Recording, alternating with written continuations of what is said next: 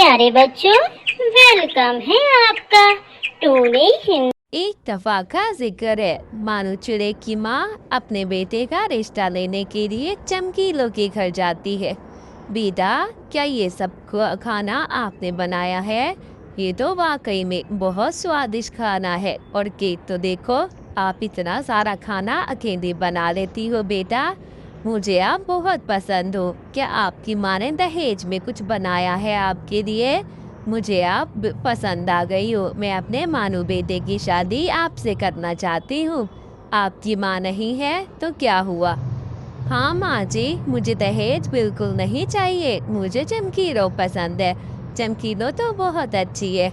हाँ मानू, तुम्हें आस पास का कुछ पता नहीं। ये दहेज की रस्म तो बस होती ही है, करनी पड़ती है। चमकीलो की माँ ने कुछ तो रखवाया होगा।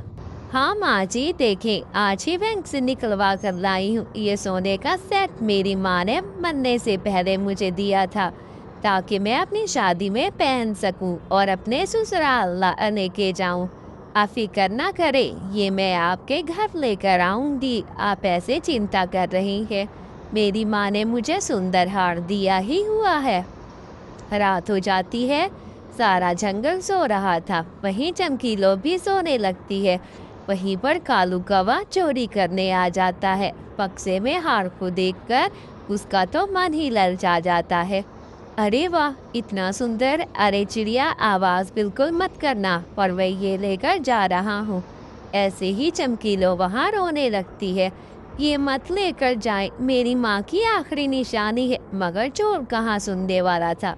वो हार लेकर भाग जाता है। शोर सुनकर वहाँ पर हरियाली भागी आती है। अरे चमकीलो, कैसा शोर है? क्यों रो रही हो तुम? क्या कुछ हुआ है? हाँ, क्या बताऊँ आपको हरियाली। मेरी माँ ने मुझे इकलौती एक ही निशानी दी थी, सोने का हार था। मेरी सुबह शादी है। अब मैं क्या करूं? मेरी सास को पता है इस हार के बारे में। उसने तो सख्ती से हार का कहा था लेकर आना है। अब मेरी शादी कैसे होगी? लगता है अब मेरी शादी नहीं हो सकती। लेकिन तुम एक बार उनसे बात करना, हो सकता है मानू अच्छा लड़का हो। वो तुम्हारे लिए कुछ ना कुछ बात तो कर ही लेगा अपनी माँ से। आखिर को तुमको पसंद करता है, अच्छा ही होगा। तुम एक बार पूछ लेना, तुम परेशान मत हो। अगले रोज शादी की तैयारी हो जाती है। दूल्हे की माँ पूछती है, अरे बेटा, तुमने सोने का हार नहीं पहना? आपने कल दिखाया था। माँ जी, मैं आपको बताना चाहती थी, मेरा हार कल रात ही चोरी हो गया है। मैं अपने बैंक से निकलवा कर लाई थी आपको दिखाने के लिए, मगर रात को कहाँ से चोर आ गया और फिर सारा हार का डब्बा ही उठा कर ले गया। मैं बहुत शर्मिंदा हूँ। मुझे माफ़ कर दे। हाँ, सच कह रही है चमकीलो, हरियाली भी कहती है। मुझे बातें मत सुनाओ, मुझे नहीं पता। मैं ये शादी कभी नहीं करूँगी अपने बेटे की। हार है सोने का तो शादी का बताओ। माँ जी गुस्से में घर चली जाती है। मानचिड़ा दिल का बहुत अच्छा था। चमकीलो, आप बहुत अच्छी हो, दिल की सच्ची और दयालु चिड़िया। मैंने आपकी सच्चाई देखकर बहुत खुश हूँ। आप चाहती तो शादी के बाद भी के बता सकती थी, मगर आपने ईमानदारी का मुजाहिरा किया। मैं आपसे ज़रूर शादी करूँगा। आप बहुत अच्छी हो। मानू चिड़िया शादी करके घर आ जाता है। अगर तुमने उस चिड़िया से शादी की तो मैं ये घर छोड़कर चली जाऊंगी। ना तो मैं तुम्हारी पत्नी को स्वीकार करूंगी। मुझे नहीं चाहिए ऐसी चिड़िया। उसका तो कुछ लेना देना नहीं। उसके पास तो दहेज के लिए कुछ भी नहीं। मानो, बात सुन लो मेरी। ऐसे ही शाम गुजर जाती है। मानू चिड़ा अपनी पत्नी को घर ले आता है। जाओ जाओ, यहाँ से चली जाओ। मुझे तुम्हारी कोई ज़रूरत नहीं। मेरे पास आने की बिल्कुल कोशिश मत करना, और ना ही मेरी किचन में जाना। कुछ खाना नहीं चाहिए। ऐसे ही माँ रूठी रहती है। 2-4 दिन ऐसे ही गुजर जाते हैं। चमकीलो बहुत मेहनत करती है। सारा घर साफ करती है, खाना पकाती है। अच्छे अच्छे खाने पकाकर अपनी सास का दिल जीतने की कोशिश करती है। तुम जो इतने खाने पका रही हो इनकी कोई ज़रूरत नहीं। मेरा दिल तुम नहीं जीत सकती। मेरे घर से निकल जाओ। ये मेरा घर है, तुम यहाँ नहीं रह सकती। तभी मानू आ जाता है। माँ, तुम ये क्या कर रही हो? तुम मेरी पत्नी को घर से मत निकालो। वो मुझे बहुत अच्छी लगती है। आप मेरी माँ है। अगर उसने कुछ नहीं लाई या फिर अगर उसके सोने का हार ले गया चोर, तो ऐसा क्यों कर रही है माँ? बेटा तुम जाओ यहाँ से, मुझे नहीं बात करनी। चमकीलों को माँ जी घर से निकाल देती है। दफा हो जाओ घर से, मुझे नहीं रखना तुम्हें अपने घर।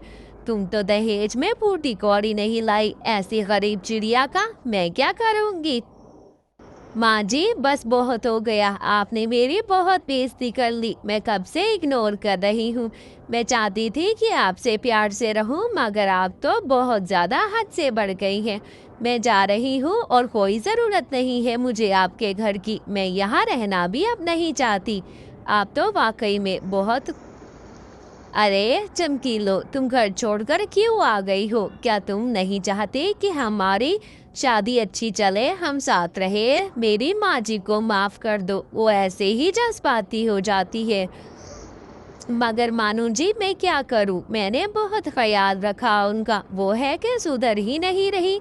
मैंने उनसे बहुत माफ़ी मांगी और अपने हार का बताया, सब सच बताया। अगर वो नहीं मान रही तो मैं क्या कर सकती हूँ? ऐसे ही मानू चिड़ा सोचता है। आखिर अब क्या किया जाए? न यहाँ का रहा हूँ न वहाँ का। अब मैं दो घरों में कैसे रहूँगा?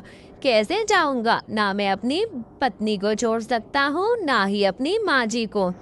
उसको एक सुझाव ना आती है। वहीं पर उसकी माँ एक दिन मछली पकड़ने जाती है। वहाँ बाजू चिल्ला जाती है, ओ बुढ़िया अपनी खैर मनाओ, आज तो तुम्हें खाकर ही दम लूंगी मैं। चमकीलो पानी भरने जा रही थी। वो अचानक देखती है माँ जी के पास चील है। वो एक बहुत बड़ा वेस उठाए जाती है। माँ जी को मेरी सख्त ज़रूरत है, मैं इस चील को छोड़ूंगी नहीं।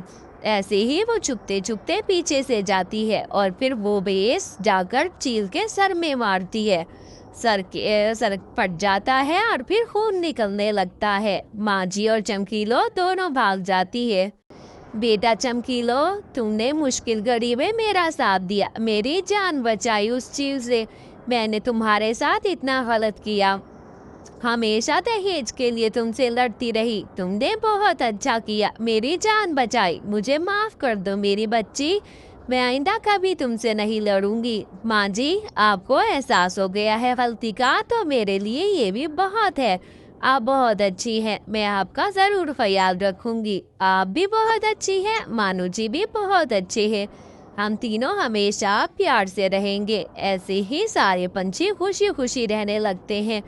दोनों माँ बेटियां घर चली जाती हैं। वहाँ मानू चिड़ा इंतजार कर रहा था। दोस्तों, कहानी को लाइक शेयर करना